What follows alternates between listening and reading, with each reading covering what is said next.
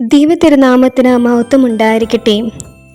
സ്നേഹത്തിനെയും സമാധാനത്തിനെയും വിത്തുകൾ പാകി ഭൂമിയെ സ്വർഗമാക്കാൻ വീണ്ടും ഒരു ക്രിസ്മസ് വന്നെത്തിയിരിക്കുന്നു.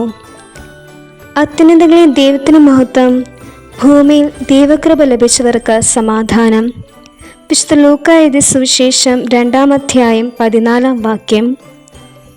യേശുവിൻ്റെ ജനന സമയത്ത് ആട്ടിടയന്മാർക്ക് പ്രത്യക്ഷപ്പെട്ട മാലാഖമാരുടെ വലിയൊരു സംഘം ദൈവത്തെ സ്തുതിച്ചുകൊണ്ട് പാടിയ സങ്കീർത്തനമാണിത്.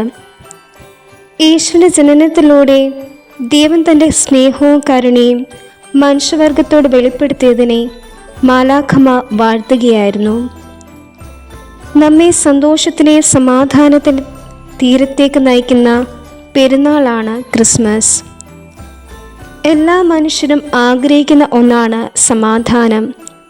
എന്നാൽ എപ്പോഴും ഇത് കണ്ടെത്താറില്ല. ഇന്ന് ലോകത്തിലെവിടെ നോക്കിയാലും സമാധാനത്തിന് വേണ്ടിയുള്ള അടങ്ങാത്ത ദാഹം കാണാം. സുവിശേഷം പറയുന്നത് ദൈവകൃപയുടെ ഫലമായാണ് സമാധാനം സംജാതമാകുന്നുവെന്നാണ്. ദൈവകൃപ നാം നിറയപ്പെടണമെങ്കിൽ നാം ജീവിതത്തിൽ ദൈവഹിതം നിറവേറ്റുന്നവരാകണം. ദൈവകൃപയോട് ക്രിയാത്മകമായി സഹകരിച്ചവരാണ് മറിയവും ജോസഫുമൊക്കെ. മംഗളവാർത്തയ്ക്ക് സമ്മതമുള്ള സന്മനസ് പ്രകടിപ്പിച്ചപ്പോൾ മറിയം സമാധാനമുള്ളവളായി. മറിയത്തെ ഉപേക്ഷിക്കാതിരിക്കാൻ ജോസഫ് സന്മനസ് പ്രകടിപ്പിച്ചപ്പോൾ അദ്ദേഹത്തിൻ്റെ ജീവിതവും സമാധാനപൂരിതമായി.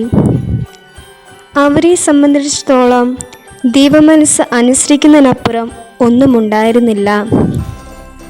അവിടുത്തെ വിളിയോട് അവർ ക്രിയാത്മകമായി സഹകരിച്ചതുകൊണ്ട് ഏത് പ്രതിസന്ധിയിലും ധൈര്യരാകാതെ കഴിയാൻ അവർക്ക് കഴിഞ്ഞു.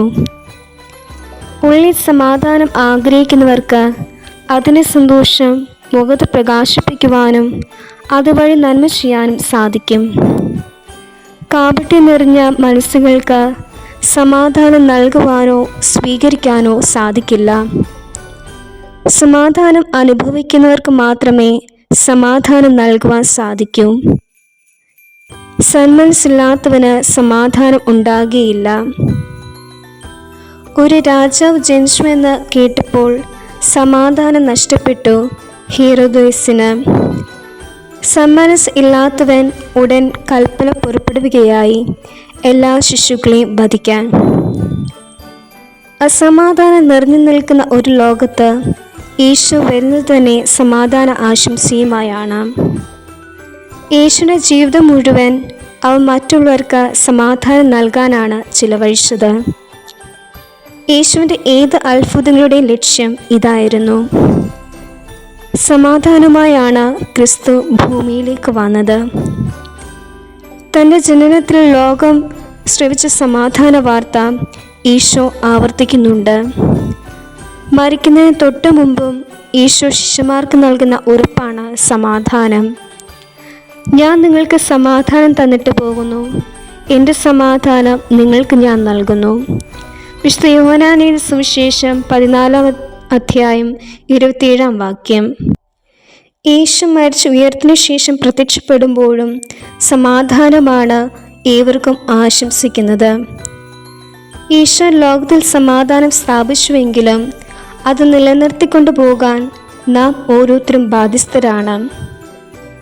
സാങ്കേതിക പുരോഗതിക്കോ സാമ്പത്തിക ഉയർച്ചയ്ക്കോ ശാസ്ത്രജ്ഞാനത്തിനോ ഒന്നും ശാശ്വതമായ സമാധാനം കൊണ്ടുവരാൻ കഴിയുകയില്ല. ക്രിസ്തു ജീവിതത്തിൻ്റെ നാഥനായി മാറുമ്പോഴേ സാർവത്രിക സമാധാനം സംജാതമാവുകയുള്ളൂ. അമേരിക്കൻ പ്രസിഡൻ്റായിരുന്ന ജോൺ എഫ് കെനഡി ഒരിക്കൽ പറഞ്ഞു, ആയുധം കൊണ്ട് സമാധാനം നിലനിർത്താൻ ആകില്ല, അതിന് മനുഷ്യന് മനസ്സ് വേണം.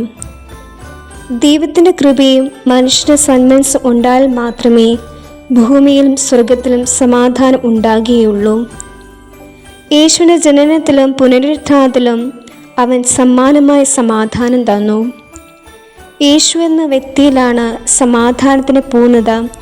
അതുകൊണ്ടാണ് യേശു ഇങ്ങനെ പറഞ്ഞത്, നിങ്ങൾ എന്നിൽ സമാധാനം കണ്ടെത്തേണ്ടതെന്നാണ് ഞാൻ ഇത് നിങ്ങളോട് പറഞ്ഞത്. വിശുദ്ധ യോഹന്നാന്റെ സുവിശേഷം 16-ാം അധ്യായം 33-ാം വാക്യം. ഈശോ പറയുന്നുണ്ട്, സമാധാനം സ്ഥാപിക്കുന്നവർ ഭാഗ്യവാന്മാർ, എന്തെന്നാൽ അവർ ദൈവപുത്രന്മാർ എന്ന് വിളിക്കപ്പെടുമെന്ന്. സമാധാനം അനുഭവിക്കാനും സമാധാനം നൽകുവാനും സാധിക്കുന്ന വ്യക്തികളാകുവാൻ നമുക്ക് പരിശ്രമിക്കാം. ഓരോരുത്തരും സമാധാനത്തിന് വേണ്ടി കൊതിക്കുന്ന ഈ കാലഘട്ടത്തിൽ വിശുദ്ധ ഫ്രാൻസിസ് അസീസിയുടെ സമാധാന പ്രാർത്ഥന നമുക്കും ചൊല്ലി പ്രാർത്ഥിക്കാം. കർത്താവേ, എന്നെ അങ്ങയുടെ സമാധാനത്തിലെ ഉപകരണമാക്കണമേ എന്ന. നന്മയും സമാധാനവും നിറയുന്ന ഈ ക്രിസ്മസ് കാലത്തിൽ ഏവർക്കും ഹൃദയം നിറഞ്ഞ ക്രിസ്മസ് ആശംസകൾ.